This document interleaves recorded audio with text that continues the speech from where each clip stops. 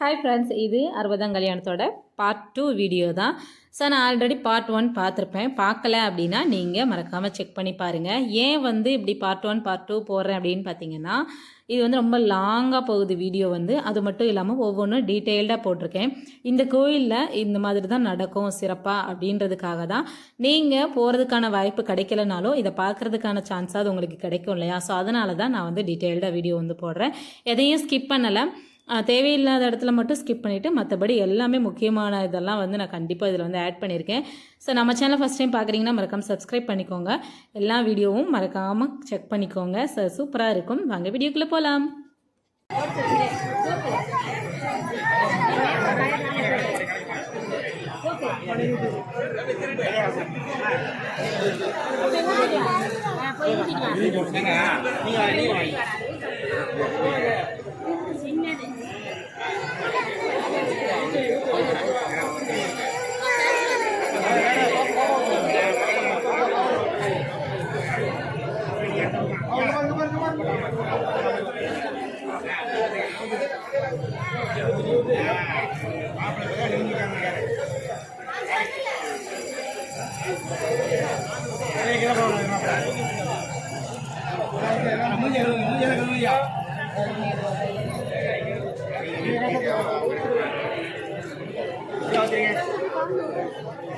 வாங்க வாங்க வாங்க வாங்க.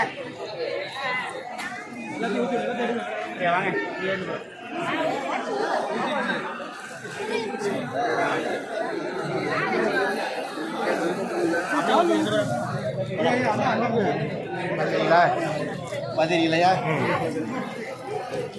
எல்லா கிளாஸும் அவங்க பண்ணிருங்க. பண்ணோட ரூம் இருக்கு, மாற்றிக்கிட்டு சட்டையெல்லாம் போட்டுக்கலாம். போட்டாங்க வந்துடும் ஐயா, சட்டையை போட்டு 20 மாதம் வந்துடும். அவ்வளோதான்.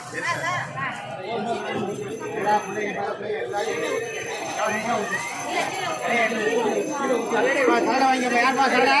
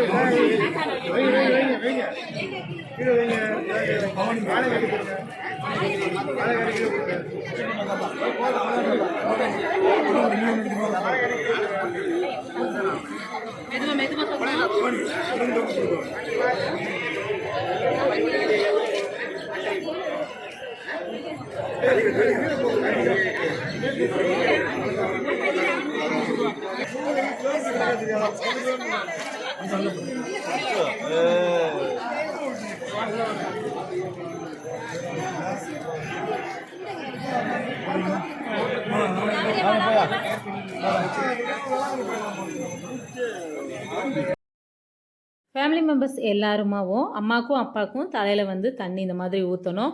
ஸோ நம்மளோட சந்ததிகள் பார்த்திங்கன்னா அவங்களோட குழந்தைகளும் அவங்களோட பேரன் பேத்தி கணவன்மார்கள்லாம் ஊற்றணும். ஸோ நாங்கள் அக்கா தங்கச்சி எல்லோரும் பார்த்திங்கன்னா வீட்டுக்காரங்களோட அப்புறம் குழந்தைங்களோட எல்லாருமே தலைக்கு அம்மாக்கும் அப்பாவுக்கும் இந்த மாதிரி சல்லடை தண்ணி வச்சுருப்பாங்க. சல்லடை அதில் தான் அந்த தண்ணி ஊற்றும் போது அந்த தண்ணி தான் அவங்க மேலே படணும். இந்த கலச தண்ணி தான் அந்த நம்ம அந்த பூஜை அப்படின்னு சொல்லிட்டு வச்சுருந்தாங்க இல்லையா? ஸோ மண்டபம் மாதிரி அங்கே இந்த கலசத்தை தான் வச்சுருப்பாங்க. அதை சாமி கும்பிட்டதுக்கு அப்புறமா அந்த தண்ணியை எடுத்து நம்ம அவங்களுக்கு தலையில் ஊற்றணும். ஸோ இப்போ தலைக்கு அவங்களுக்கு பேரன் பேத்தி எல்லாருமா மருமகன் எல்லோரும் ஊற்றுனதுக்கப்புறமா அதுக்கப்புறம் பக்கத்துலேயே பார்த்திங்கன்னா ட்ரெஸ் சேஞ்ச் பண்ணுறதுக்கும் அங்கே இடம் இருக்குது. ஸோ அங்கே நம்ம ட்ரெஸ் சேஞ்ச் பண்ணிவிட்டு அதுக்கப்புறமா தான் நம்ம முகூர்த்தத்துக்கு போய் உட்காரணும். ஸோ இந்த ட்ரெஸ்ஸை பார்த்திங்கன்னா நம்ம எடுத்துகிட்டு வரக்கூடாது, அங்கேயே விட்டுட்டு வந்துடணும். நம்மளோட நெகட்டிவான தாட்ஸு நெகட்டிவான எல்லாம் இருக்கோ, நம்ம லைஃப்பில் என்னெல்லாம் நடந்திருக்கோ அது எல்லாமே அப்படியே போகணும்.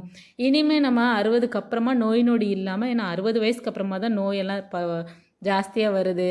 அந்த மாதிரி ஆயுசும் நல்லா இருக்கணுன்றதுக்காக இனிமேல் நமக்கு எல்லாமே பாசிட்டிவாக இருக்கணுன்றதுக்காக தான் நம்ம இந்த துணியை அங்கேயே விட்டுட்டு புதுசு நம்ம உடுத்திக்கிறோம்.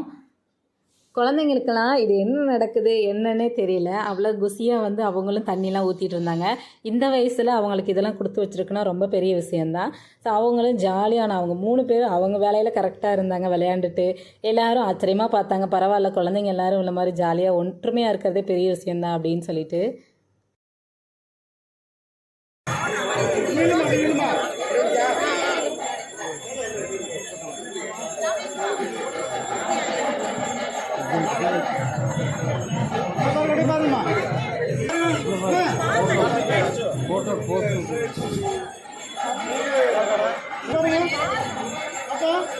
பாப்பா அங்கே பாருங்க.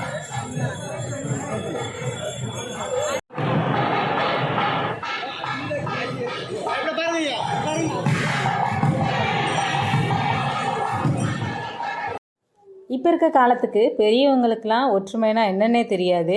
ஸோ வளர வளர எல்லாமே வந்து அப்படியே பிரிஞ்சுட்டே தான் போகுது. ஆனால் நாங்கள் எங்கள் குழந்தைங்களுக்கு எப்போவும் நம்ம ஒன்றா தான் இருக்கணும், இவங்க பெரியம்மா இல்லை, இவங்க சித்தி கிடையாது, எல்லாருமே அம்மா அப்படின்ற மாதிரி தான் நாங்கள் சொல்லிக் கொடுத்து எங்கள் குழந்தைங்களுக்கு வளர்த்துட்ருக்கோம். அவங்க இந்த ஃபங்க்ஷனுக்கு மட்டும் இல்லை, நார்மலாக நம்ம கால் பேசிகிட்டு இருக்கும்போதே வந்து எங்கள் அண்ணா அப்படின்ற மாதிரி தான் பேசுவாங்க. எங்கள் அக்கானா எத்தனை பேர், அக்கா, என்னோட தங்கச்சி, அந்த மாதிரி ரொம்ப வந்து உரிமையாக தான் பேசுவாங்க. ஸோ நம்மளோட குழந்தைங்களுக்கு வளரும்போதே இந்த மாதிரி நம்ம சொல்லிக் கொடுத்தோன்னா அவங்க ரொம்ப வந்து ஒற்றுமையாக தான் இருப்பாங்க. ஸோ இப்போ வந்து முகூர்த்தத்துக்கு ட்ரெஸ் எல்லாம் வந்து மாற்றிட்டு பூஜை வந்து பண்ண ஆரம்பிச்சிட்டாங்க. அதுக்கப்புறம் போற்றியெல்லாம் சொல்லி மாலையும் ரெடியாக எடுத்து வச்சுட்டு மாலை மாற்றிட்டு அதுக்கப்புறமா தான் வந்து தாலி கட்டுவாங்க.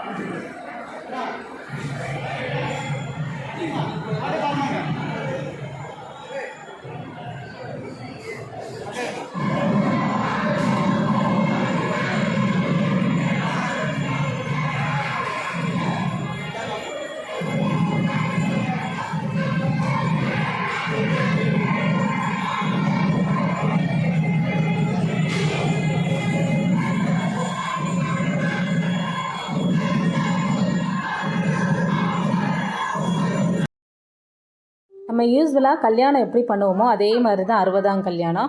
சும்மா மாலை மாற்றிட்டு தாலி மட்டும் கட்டிக்கலாம் அப்படின்லாம் கிடையாது. மாலை மட்டும் மாற்றிக்கலாம் அப்படிங்கிறதுலாம் 60ஆம் கல்யாணம் கிடையாது. இந்த மாதிரி நம்ம வந்து நார்மலாக நம்ம வந்து கல்யாணம் முறைப்படி எப்படி பண்ணுவோமோ அதே மாதிரி தான் 60ஆம் கல்யாணமும் முறைப்படி தான் வந்து பண்ணணுமா. அது வந்து கல்யாணம் அப்படிங்கிறது நான் சும்மா ஒரு வார்த்தை கிடையாது இல்லையா. ஸோ அதனால தான் அந்த கல்யாணம் நம்ம எப்படி பண்ணுவோமோ அது மாதிரி தான் 60ஆம் கல்யாணம் பண்ணணும் அப்படின்னு ஐயர் வந்து சொன்னாங்க. அதே மாதிரியும் அதே கோயிலுக்கு போய் நாங்கள் நினச்சபடி எல்லாமே நல்லபடியாக பண்ணிட்டோம் அப்படின்னு நினைக்கும் போது எங்களுக்குள்ள ஒரு பெரிய சந்தோஷம்தான் இருந்துச்சு. எங்களுக்கு அக்கா தங்கச்சிங்க வந்து பார்த்திங்கன்னா அதை நல்லபடியாக நம்ம நடத்தி முடிச்சிட்டோம் அப்படின்னு நினைக்கும் போது எங்களுக்குள்ளே வந்து ஒரு பூரிப்பு வந்து இருந்தது. நாங்களே ஷேர் பண்ணிக்கிட்டோம், அதை வந்துட்டு நல்லபடியாக பண்ணிட்டோம் அப்படின்னு சொல்லிட்டு. இதுக்கெல்லாம் எங்களோட ஹஸ்பண்ட் தான் வந்து காரணம். ஏன்னா அவங்களோட சப்போர்ட் இல்லைனாலும் கண்டிப்பாக அதெல்லாம் பண்ணியிருக்கவும் முடியாது.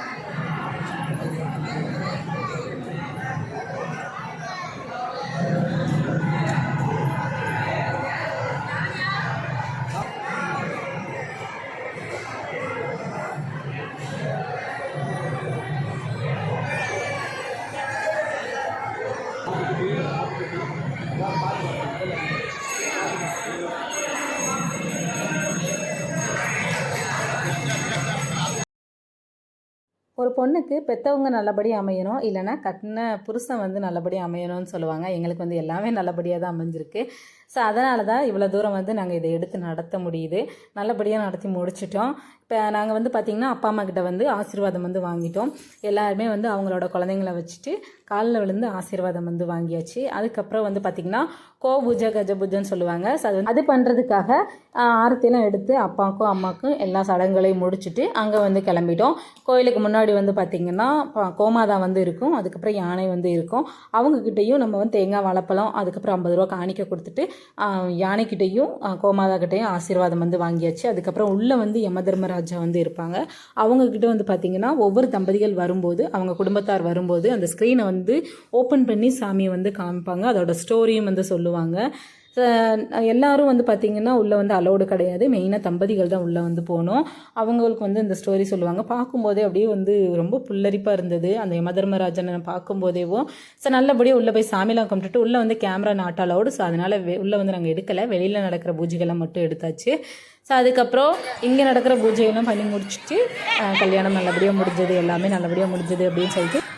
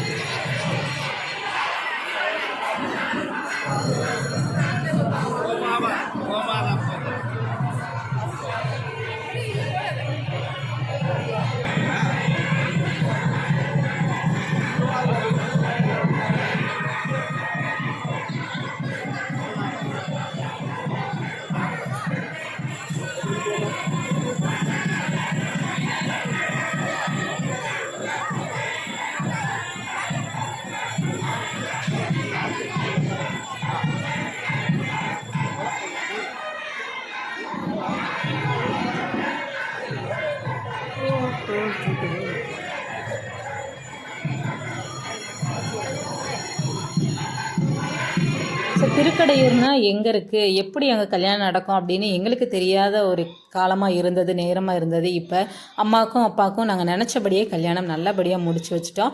ஸோ இது வந்து ஒவ்வொரு பெண்களுக்கும் வந்து பார்த்திங்கன்னா ஒரு பாக்கியம்தான். அது எங்களுக்கு கடவுள் கொடுத்ததுக்கு நாங்கள் கடவுளுக்கும் ரொம்ப நன்றி சொல்லியாச்சு.